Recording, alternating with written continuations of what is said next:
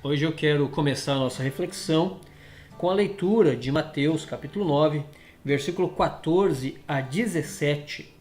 Nossa reflexão que tem uma pergunta, inicial como tema para nós. O que é jejuar?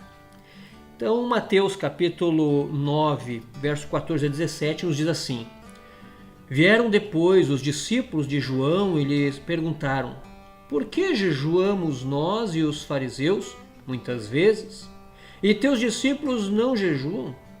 Respondeu-lhes Jesus: Podem acaso estar tristes os convidados para o casamento enquanto o noivo está com eles? Dias virão, contudo, em que lhes será tirado o noivo, e nesse dia hão de jejuar. Ninguém põe remendo de pano novo em veste velha, porque o remendo tira parte da veste e fica maior a ruptura. Nem se põe vinho novo em odres velhos. Do contrário, rompem-se os odres, derrama-se o vinho e os odres se perdem. Mas põe-se vinho novo em odres novos, e ambos se conservam. Vamos orar ao Senhor antes de darmos continuidade? Pai amado, nós te agradecemos por este momento em que iremos refletir sobre a Tua Palavra num tema tão importante da vida cristã piedosa, que é o jejuar.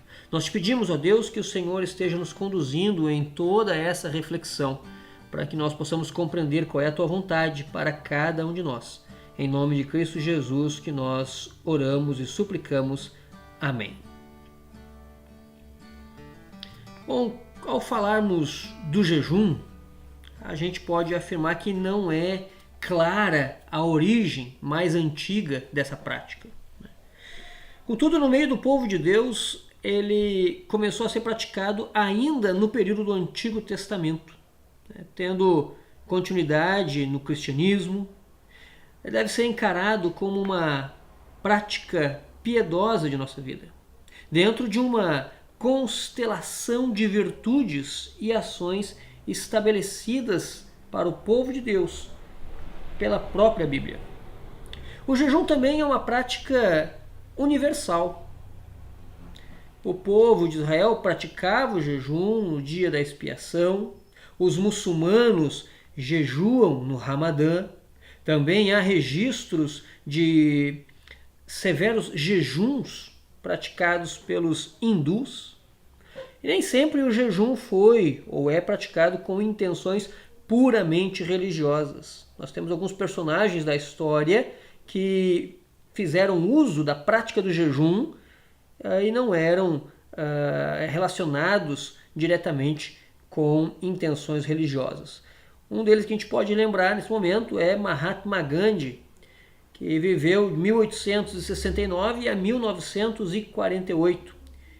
E ele fez cruzadas pacíficas pela Índia, e essas cruzadas ele realizou muitas delas em jejum.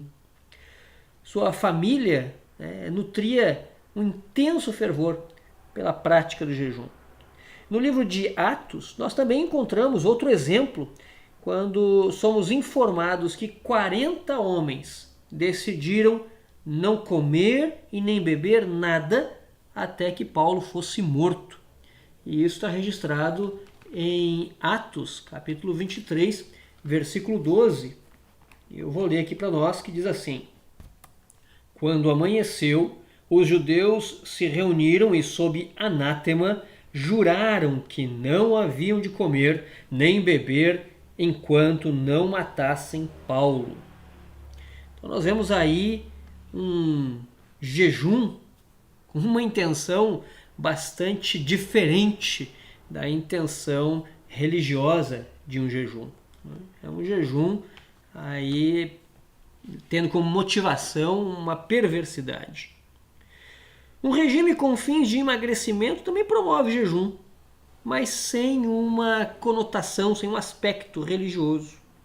E a gente não pode deixar de lado também que há muitas vezes a necessidade do jejum para alguns exames médicos, que também não tem uma conotação religiosa. Mas vamos ver na Bíblia O que a Bíblia ensina sobre o jejum que agrada a Deus? O jejum que agrada a Deus. Bom, o jejum no Antigo Testamento primeiro, depois nós vamos ver o jejum no Novo Testamento. O jejum é uma prática dinâmica e pode estar relacionada, associada aí a vários e diferentes sentimentos, tais como tristeza, alegria, ansiedade e arrependimento. Vamos observar ainda mais detalhadamente alguns desses pontos. O jejum e o arrependimento, por exemplo. O dia da expiação era sempre um dia de profunda contrição em Israel. E o povo se unia para afligir a sua alma. Nós vemos isso lá em Levíticos, capítulo 16, verso 29 a 31. O jejum nessa situação seria um elemento em conjunto com o arrependimento dos pecados. E agora eu quero ler para nós aqui 1 Samuel, capítulo 7, e versículo de número 6, que nos apresenta essa realidade do jejum como um elemento associado com o arrependimento de pecados. 1 Samuel, capítulo 7, versículo 6, onde diz assim: congregaram-se em Mispa, tiraram água e a derramaram perante o Senhor. Jejuaram aquele dia e ali disseram: pecamos contra o Senhor. E Samuel julgou os filhos de Israel em Mispa. Perceba o detalhe do verso 6. O jejum associado com a confissão de pecados, em que o povo diz: pecamos contra o Senhor. Claramente, um jejum relacionado com uma confissão de pecados, com um arrependimento pessoal diante de Deus. Em Esdras, capítulo 8, versículo de número 21, também nós encontramos o mesmo sentido aqui do jejum relacionado ao arrependimento, à confissão de pecados. Esdras, capítulo 8, e versículo de número 21. A palavra de Deus diz assim: então apregoei ali um jejum junto ao rio Ahava, para nos humilharmos perante o nosso Deus, para lhe pedirmos jornada feliz para nós, para nossos filhos e para tudo o que era nosso. Veja mais uma vez o jejum claramente associado à questão de humilhação pessoal. Então, claramente aqui apresentado para nos humilharmos perante o nosso Deus, o que a palavra de Deus nos apresenta. E Neemias, capítulo 9, e versículo de número 1. Neemias, capítulo 9, e versículo 1. Nos diz assim a palavra de Deus: no dia 24 deste mês se ajuntaram os filhos de Israel com jejum e pano de saco e traziam terra sobre si. Os da linhagem de Israel se apartaram de todos os estranhos, puseram-se em pé e fizeram confissões dos seus pecados e das iniquidades de seus pais. Levantando-se no seu lugar, leram no livro da lei do Senhor, seu Deus, uma quarta parte do dia. Em outra quarta parte dele, fizeram confissão e adoraram o Senhor, seu Deus. Então perceba aqui, nesses 3 versículos, a presença do jejum. No versículo 1, jejuaram e colocaram pano de saco e traziam terra sobre si. Essa é uma manifestação de grande tristeza, de grande comoção interna.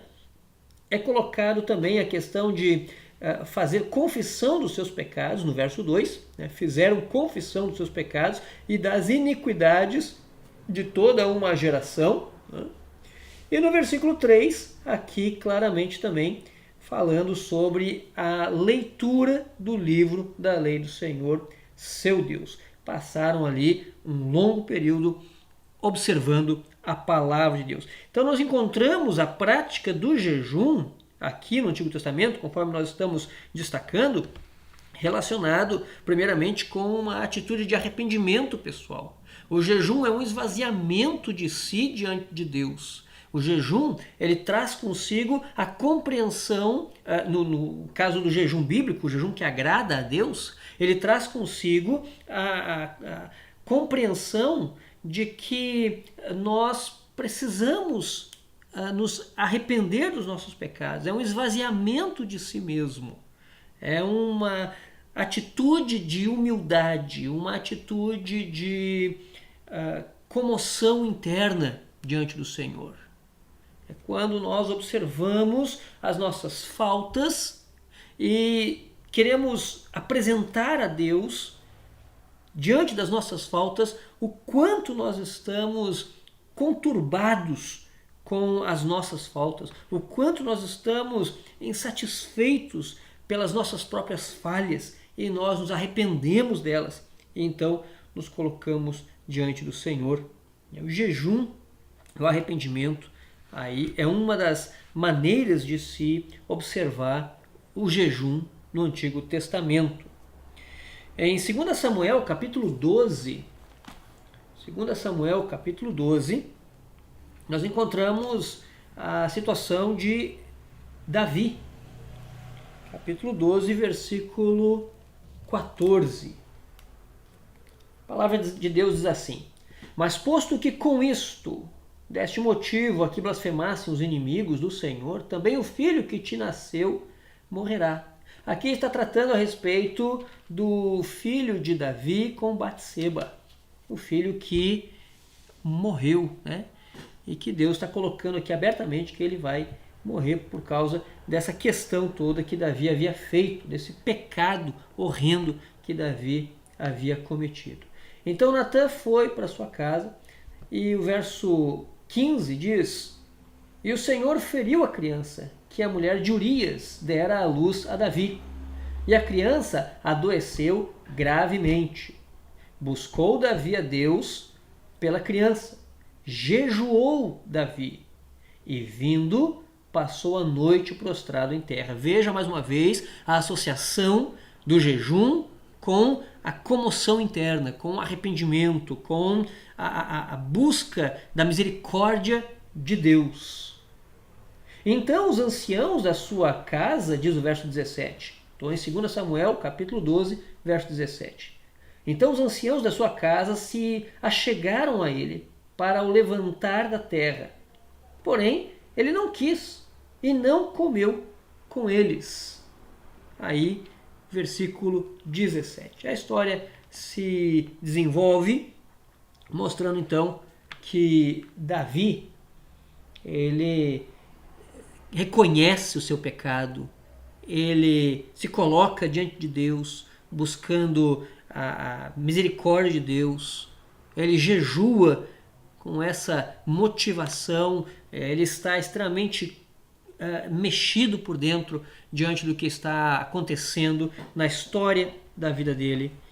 Ele se volta para Deus arrependido, suplicando a misericórdia, a graça de Deus e associado a isso o jejum. Então o afligir da alma e o jejum andam conjunto. Porém nós vamos ver no Novo Testamento depois que alguns acabavam revelando esse afligir da alma através do deixar de cuidar de si mesmo e aparecer aos que pudessem ver que eles jejuavam.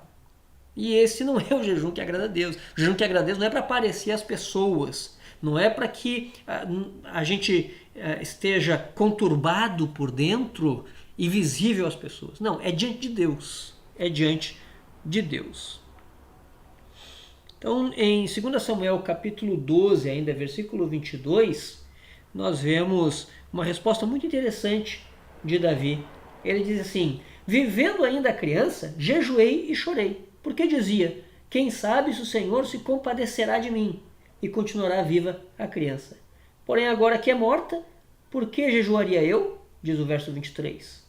Poderei eu fazê-la voltar? Eu irei a ela, porém ela não voltará para mim. Quer dizer, Davi está dizendo que ele vai morrer, vai chegar o dia dele morrer e ele vai então se encontrar, né? Vai até ao filho falecido, vamos dizer assim, mas o filho não vai voltar à vida, não retornará a vida para junto com Davi. Então Davi, ele jejua enquanto há esperança. A partir do momento que a criança morreu, ele já não jejua mais. Ele jejua em busca da misericórdia, da compaixão, do compadecer-se de Deus na situação dele. Então, por esse contexto todo que nós vimos até aqui, nós podemos deduzir que o jejum se associa ao arrependimento e pode fazer com que sejamos correspondidos em nossa vontade, se esta vontade se harmoniza com a vontade soberana de Deus. Então, o jejum, de modo muito claro, muito pontual, quero deixar isso bem específico. O jejum, ele se relaciona ele se associa, se relaciona com o arrependimento, e ele pode ser correspondido se a nossa vontade estiver em harmonia com a vontade de Deus. Um outro aspecto interessante que nós podemos observar no Antigo Testamento a respeito do jejum é o jejum associado à confiança em Deus. O jejum associado com a sua confiança em Deus. Eu quero te convidar a observar a 2 Crônicas, capítulo de número 20.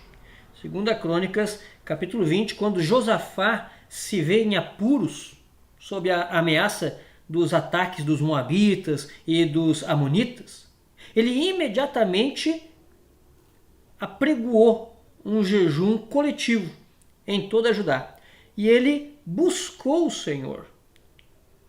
2 Crônicas, capítulo 20, verso 1 a 3, diz assim: Depois disto, os filhos de Moabe e os filhos de Amon, com alguns dos meunitas, vieram à peleja contra Josafá.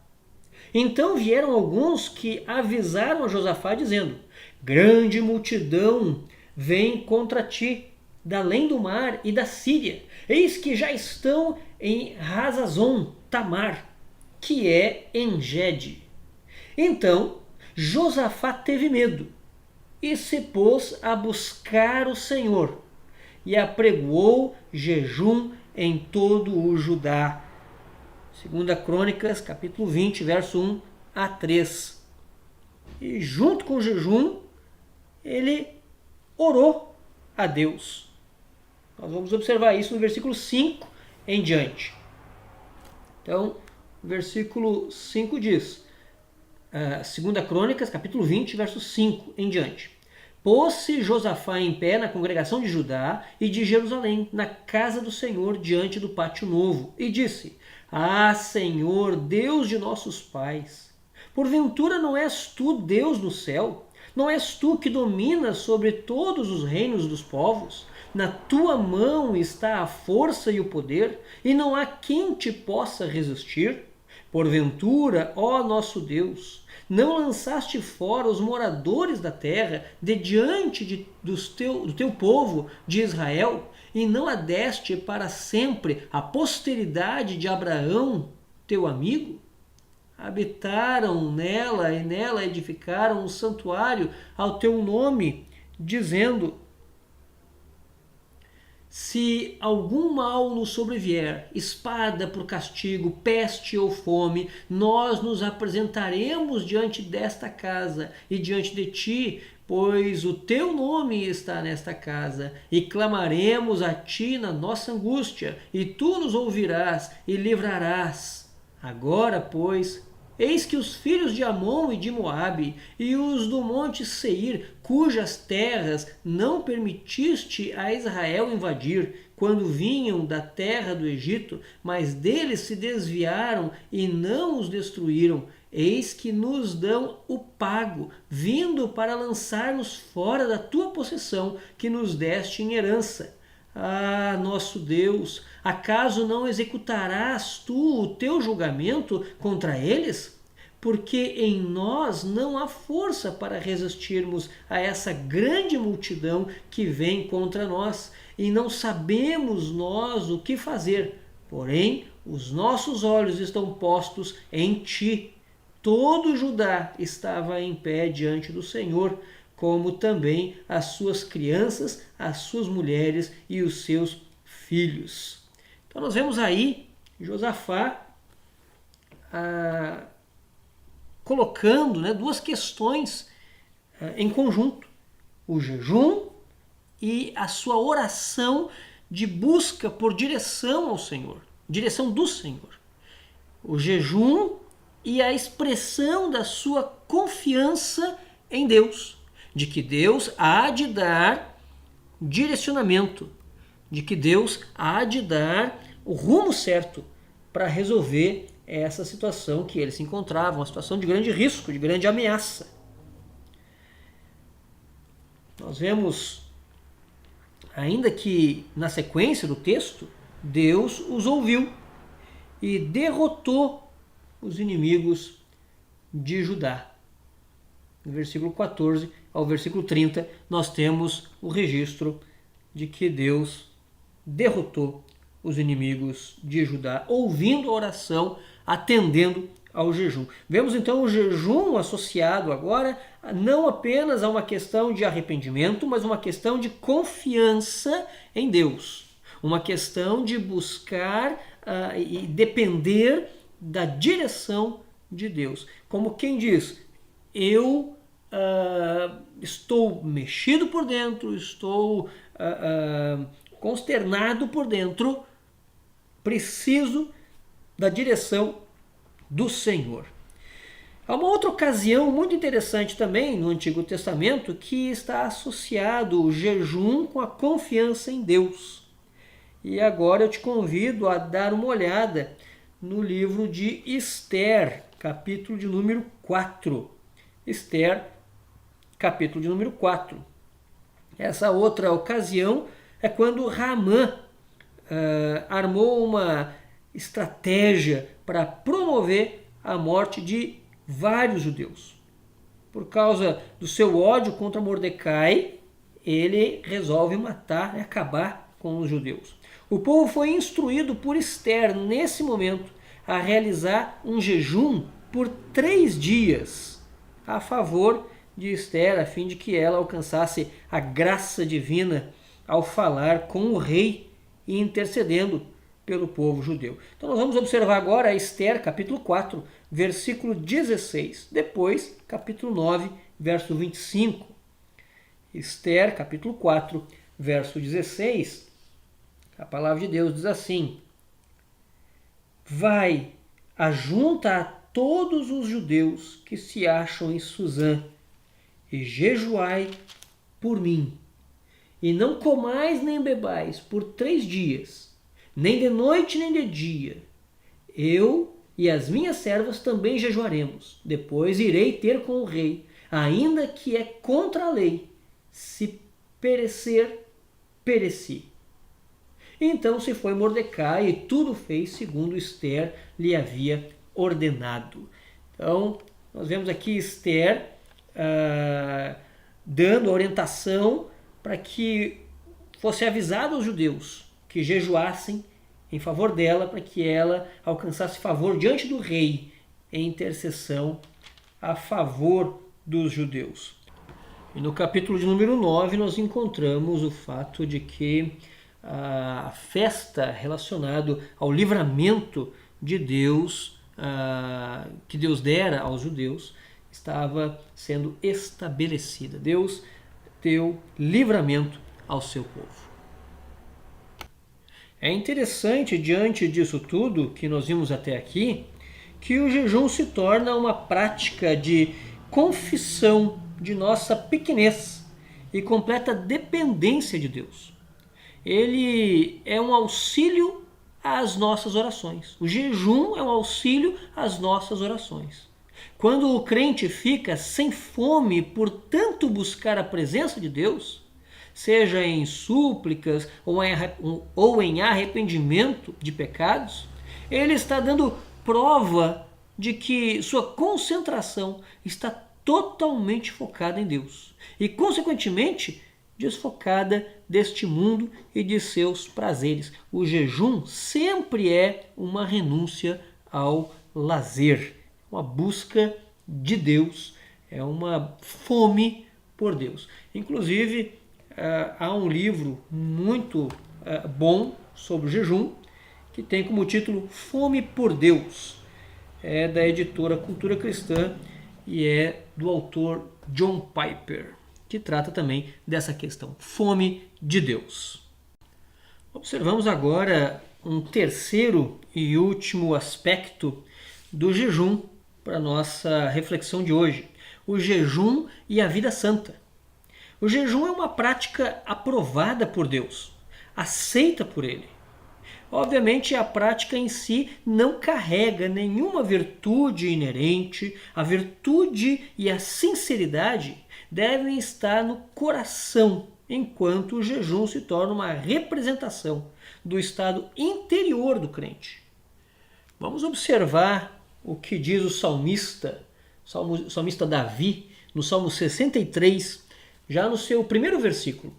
O Salmo de Davi, quando no deserto de Judá, Salmo 63, verso 1, ele diz assim: Ó Deus, Tu és o meu Deus forte, eu te busco ansiosamente, a minha alma tem sede de Ti. Meu corpo te almeja como terra árida, exausta, sem água. Você consegue perceber a intensidade que Davi coloca nas suas palavras?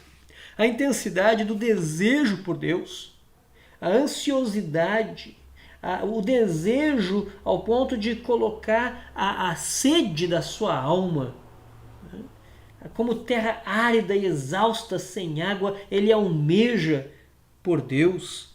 É uma expressão intensa do desejo por Deus. Então o jejum em si, a prática de ficar sem se alimentar, ela não traz uma conotação espiritual em si só.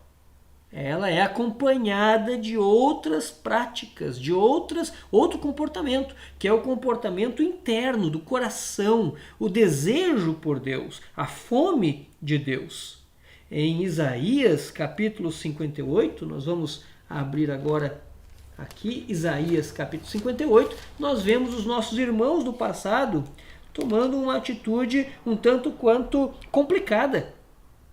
Com toda prática piedosa, o jejum ele pode infelizmente se tornar numa mera superstição ritualística. A prática do jejum também recebe advertências.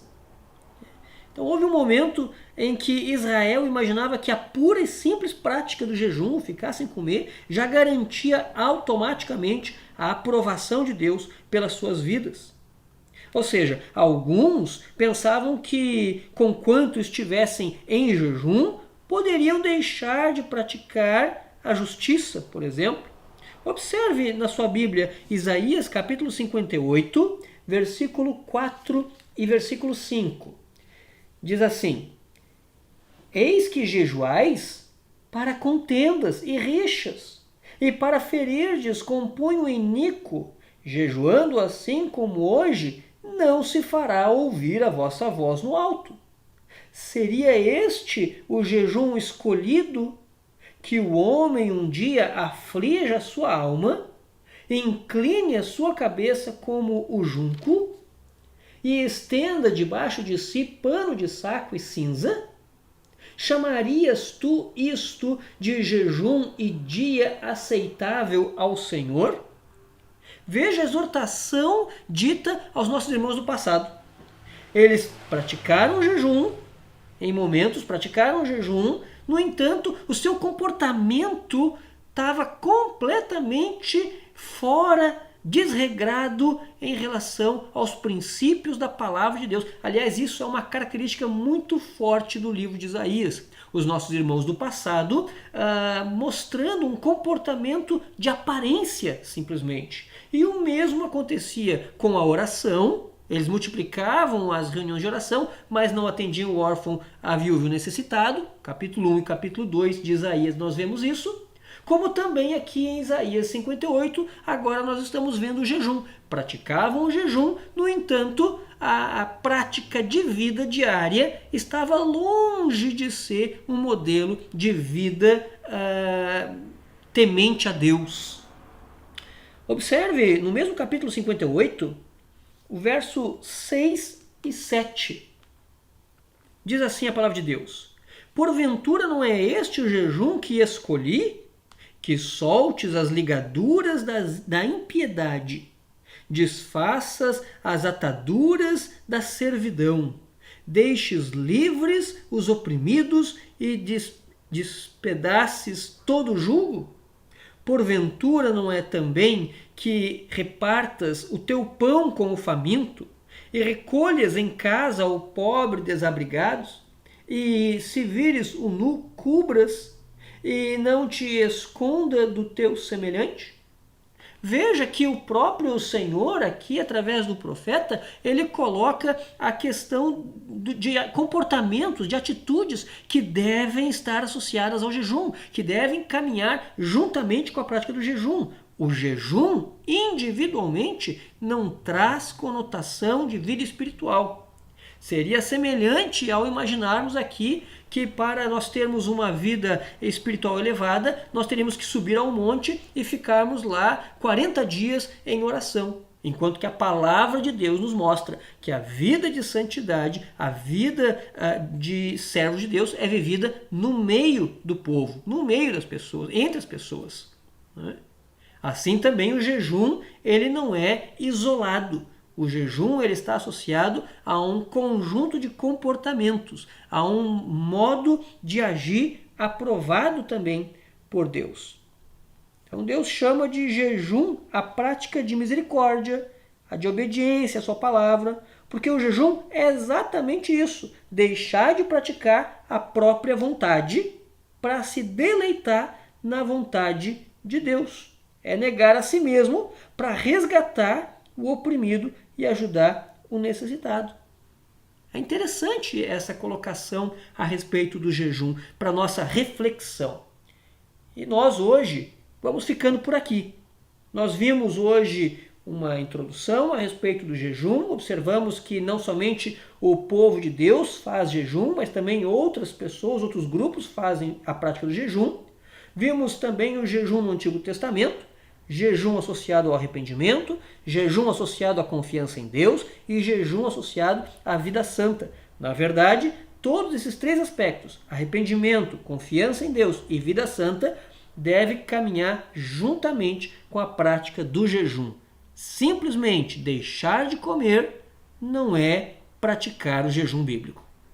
Meu desejo é que Deus te abençoe ricamente em nome de Jesus e que cresçamos juntos em conhecimento e graça da palavra de Deus. Vamos orar? Pai amado, nós te agradecemos imensamente por esse momento que nos permitiu estarmos juntos e assim refletirmos sobre um assunto, sobre um tema tão importante que é a prática do jejum. Nós te agradecemos e nós te suplicamos que esta reflexão fique gravada em nosso coração e que possamos exercê-la no nosso dia a dia, na nossa vida devocional, que ela não seja algo esporádico, algo extraordinário na nossa vida, mas que seja algo rotineiro. Em nome de Jesus, nós te suplicamos ajuda para isso. Amém. Fique com Deus e até o nosso próximo Momento Teológico.